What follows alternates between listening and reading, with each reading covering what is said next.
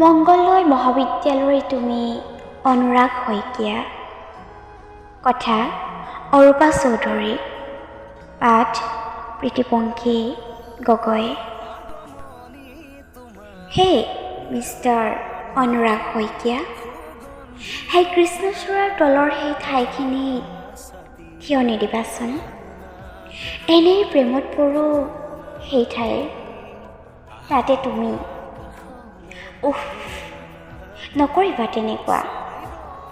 এই যে জিঅ'গ্ৰাফী ডিপাৰ্টমেণ্টৰ আগেৰে অহা যোৱা কৰা, কতজনীৰ চকুত তুমি সেই প্ৰেমিক চৰাইটো হোৱা। উফ, নোৱাৰি আৰু এনেকৈ। নীলাবোৰ এনেই প্ৰিয়, তাতে তুমি। কিয় এনেকুৱা? জলি জলি শেষ হৈ যায় চাগে বহু পখিলাৰ উৰণীয়া মন। সৌ যে লগৰীয়াৰ সৈতে কথা পাতি পাতি আগবাঢ়া, কফিত চুমুক দি কেণ্টিনত আড্ডা দিয়া, এটি এটি মিঠা হাঁহিৰে সকলোকে আদৰা, বাৰে বাৰে পৰো সেই হাঁহিটোৰ প্ৰেমত। আৰু কিমান বলীয়া কৰিবা নেকি? নীলা কলা পোচাকযোৰৰ সৈতে তোমাক কেনে লাগে? তাতে তোমাৰ হাঁহি বুজাম কেনেকে?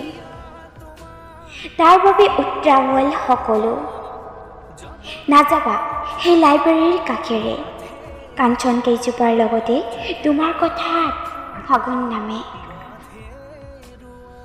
পচোৱা জাক হয়তো বহুতৰে হৃদয়ত বলে,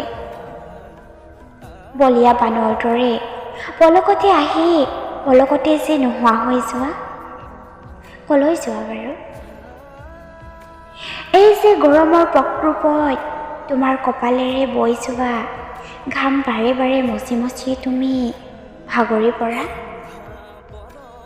সেই সময়খিনি তোমাক কেনে ধুনীয়া লাগে বুজাব নোৱাৰি। কেলৈ বাৰু ইমান বাধ্য কৰাইছা তুমি?